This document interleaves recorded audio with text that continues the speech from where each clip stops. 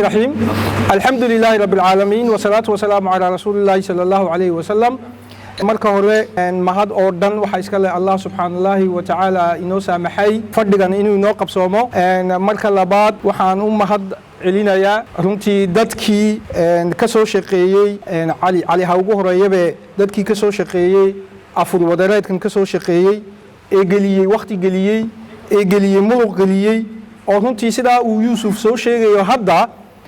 yakoo sooman maanta dohor galab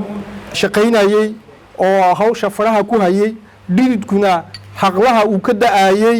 oo kor iyo kalba ay ka wada qoyeen runtii dadkaasi sida ay u qurxiyeen madasha ay u iftiimiyeen madasha iyo habka naloogu adeegayaba waxa ka muuqata runtii xirfad waxa ka muuqata kalgacayl waxa ka muuqata aqoon baa ka muuqata oo waxay runtii qabteen waqtigoogu iyo waayuhu wuxuu farayay ayay qabteenoo runtii xisbiga waayahooga ayay gaadhsiiyeen ay raaciyeen oo runtii xisbigana markaad loo eego sida loo soo madasha ay u qurxiyeen waxaad isleedahay inay xisbiga casriyeeyeen ayaad isleedahay runtii xisbiga markaad sidaad u eegtidna gabow kama muuqdo daal kama muuqdo ee waxa ka muuqda oo laga dhandhansanayaa runtii firfircooni baa laga dhandhansanayaa waxa laga dhandhansanayaa quwad baa laga dhandhansanayaa waxa laga dhandhansanayaa karti baa laga dhandhansanayaa waxa laga dhandhansanayaa xirfad baa laga dhandhansanayaa waxa laga dhandhansanayaa aqoon iyo runtii lexajeclo ayaa laga dhandhansanayaa walaalahay afur wadareedkani wuxuu noqday afur wadareed uu xisbigu caado ka dhigtay tan iyo mudaxileedkan oo soo qabanqaabin jirnay tan iyo 3 sanaba aan soo qabanqaabinay afurkan waxaanu ku maamuusi jirnay sidii caadada noo ahayd dad xisbiga ka mid ahayn oo laakiin siyaasadda dalka waayaha dalka la xajecleeya oo raba runtii kaalin inay ka qaataan ayaan ugu talagalnayd afur wadareedkan labadii sano ee hore taana waxaan ka dhignay hadaf in aanu xisbiga u sameeyno dad asxaabu xisbiga la kow laba maye inaanu ku soo kasbano dad cusub xisbiga ugu soo kasbano ayaan ugu talagalnayd hadduu Ilaahay raado hadda maanta de waayuhu wuxuu nafarayaa waayaha maanta lagu sugan yahay wuxuu nafarayaa talaabo kale ayuu nafarayaa oo sidaa awgeed ayaa maanta aanu ku maamuusnay xubnaha xisbiga oo dad cusub aanu ku maamuusin ee maanta waxaan ugu talagalnay afur wadareedkan xubnaha xisbiga 70 qof oo ka mid ah xisbiga oo ku abtirsada xisbiga oo de waxaanu maanta u dooranay inaanu xubnaha xisbiga ka mid ah ku maamuusno afurkan waqtiga maanta lagu sugan yahay ayaa nagu qasbay oo waxa la yiri Edgar Morin waad garanaysiin baa umaleynay filosofka Faransiiska ah ee sociologa ah ee nool buugiisii ugu dambeeyay 2023 soo saaray wuxuu caan bixiyay fikir la yiraahdo l'intelligence du moment oo de fikirka uu caan bixiyay maanta annaka wuxuu nafarayay l'intelligence du moment inaan maamuusno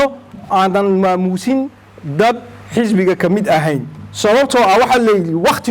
waqti marka laga hadlayo waqtigu waa sida seefta ayuu yiri oo haddii adigu aanad goyn isagaa ku gooya ayuu yiri marka l'intelligence du moment de waxay u baahan tahay maskax durugsan bay u baahan tahay si loola falgalo waqtiga maanta jooga iyo tallaabada la qaadayo marka l'intelligence du moment wuxuu na faray in aan ininkaynii yeelno waayo siduu noo faray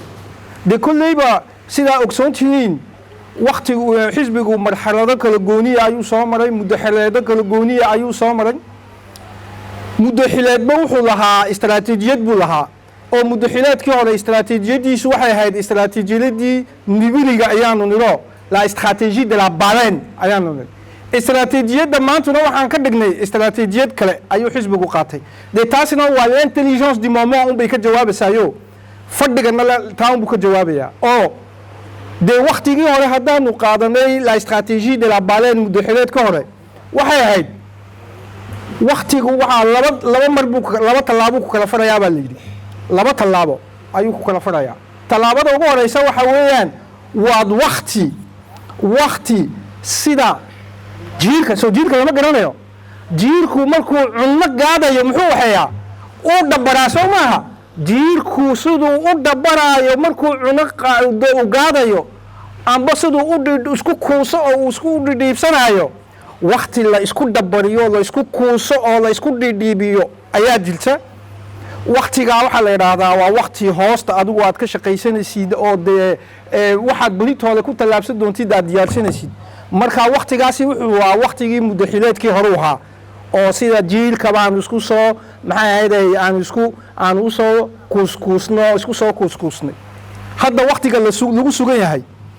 waktigana wuxuuna farayaa waa waktigii labaade inaanu tallaabo libaaxayno markaanu tallaabo libaaxaynana jugta libaaxa soo mana arkin jugtaanu qaadnaa tii libaaxa aynu noqoto taabayna faraysaa sidaa awgeed afur wadareedkan waxaanu ka dhignay oonu isniri mashruuca ha u haado afur wadareed dhex geejis ah afwadareed dhex geejis oo howlaha yagii aanu ku soo ururino xubnihii xisbigana aanu ku baraarujinano tallaabo libaaxeedkaa aan rabno inaanu qaadno markaa waxaan rabnaa inakoo hawli dhulka inaga oolin aynu tallaabo libaaxeedkaa aan qaadno ayaan rabnaa walaalaay noloshu waa dhacdooyin iyo umuuro isdaba yaal oo tilmaamahooda wata indhaheennu waxay arkeen oo goobjoog u ahayn sadar ina farxad gelisay oo dalka Senegal Dakar magaalada caasimadda ka dhacday qadiyadda ka dhacday runtii reer Djibouti iyo dhammaantood marka la eego waa dhacdo farxad gelisay oo meel kastoo tagtidba lagu hadal hayo waxa weeyaan dhalinyar rag iyo dumar leh oo dhidibada u siibay xukun rabay inuu xididaysto inuu xabaalo dastuurkooda inuu midi raaciyo dimuqraadiyad ha u yaraato amba ha u badnaataba intii ay soo hantiyeen runtii makisaar iyo nidaamkiisii dhalinyartaasi waxay ka dhigeen mucsal qaawan bay ka dhigeenoo runtii waxay u diideen inuu xididaysto waxay u diideen inuu xabaalo dastuurkoogii waxay u diideen inuu midi raaciyo waxay soo hantiyeen ee dimuqraadiyad ah ayay u diideen maxaa u saamaxay waxa u saamaxay saddex shay oo dalkaa laga helay oo saddex shay oo dalkeena laga waayey weli hadda ayaa u saamaxo dhalinyarta maanta majaraha dalka Senegal 65 sannadood kadib inay wiil 44 jira uu madaxweyne ka noqdo wiil 47 jir 48 jira uu ra'iisul wasaare ka noqdo oo bulshadoodii raari ay ka noqoto saddex shay baa u saamaxay waxa u saamaxay bulshadoodu inay noqotay carab ku dirir inay noqdeen ayaa u saamaxday waxa u saamaxday bulshadoodu inay noqotay cudud ku dirir inay noqdeen ayaa u saamaxday saddex waxa u saamaxday bulshadoodu inay noqotay aqli ku dirir inay noqotay ayaa u saamaxday carab ku dirirna ma nihin cudud ku dirirna ma nihin aqli ku dirirna nasiib daro ma nihin oo waxa la yidhi carab ku dirirku wuxuu keenaa dhawaaqaasina waa dhawaaq damqaaya kelitaliska damqaaya cudud ku dirirku wuxuu keenaa ficil buu keenaayo ficilkaasina wuxuu xanuujiyaa aqli ku dirirkuna labadaa wuuba ka sii daran yaho oo waxaa la yidhi aqli ku dirirku isagu gacan iyo aftoona kuma dagaalamo ee isagu si sahal oo fudud oo dhib yar ayuu maalkaaga iyo maskaxdaadaba kaaga suubiyaabaa layigo uu kaaga hoos qaadaa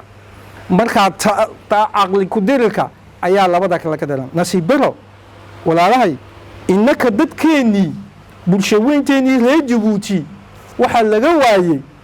laga waayey saddexdaa shay baa laga waayey oo maanta waxaynu arkanay oo fiidiyoyaasha ku daawananay bulshadii reer Senegal oo gadooday oo xaqoodii u gadooday dee libaax gadoodana yaa qabta dee waxaa la yidhi libaax xelo geel markuu u soo dhaco uu ooda jabiyo runtii dee usha laguma caabiyi karo ayaa la yidhi ma ul baa lagu caabiyi karaa libaax u soo dhacay xeradii oo geelii dhex ordaya usha maa lagu caabiyi karaa waa maya xushna maa lagaga eryi karaa waa maya markaa waxay noqdeen geel xeradii makisaal uu xidhay inay ku dhacaan ayna maxay ahayd ay ka soo ritaan dastuurkoogii xoriyaddoodii iyo dimuqraadiyadoodiiba ay ka soo ritaan ayay noqdeen markaa dadkuna runtii waa sidaasoo kale walaalahaygiiyo dee dadka haddii la isku dayo in la caburiyo oo afka la qabto dee xaqa hadday diidaan sidaa waxay noqdaan libaaxaasoo ul laguma caabiyi karo oo ul laguma joojin karo dee tusaale waxay noo aba maanta waa Dakar soo maaha dee ul way ku joojin kari waayeen xabsi way ku joojin kari waayeen dil way ku joojin kari waayeen waxoogii way soo riteen walaalahaygiio marka waxoogii way soo riteenoo dee waxaa la yidhi haddii xaqa afka la qabto dee feeruhu ka dilaaca xaqa haddii afka la qabto feeruhu ka dilaaca marka taa Dakar waxay ahayd runtii markaa laga hadlo mid feeraha ka dilaacda ayay ahayd walaalahaygiio marka waxaan leeyahay bulshadeena reer Jabuuti ma inaan ku awdalnaano mabrasyo guryo ayaynu ku heshiinay oo inaga ah talo mise waxaynu nahay isbedel doon baynu rabnaa iyaynu naho isbedel doon baynu rabnaayo gacmaha maynu isku beegnaa walaalahaygiio inaynu ku awdalnaano guryaha looma baahno walaalahaygiio ee xaqeenna han doonana in leeyahay. السلام عليكم ورحمة الله وبركاته.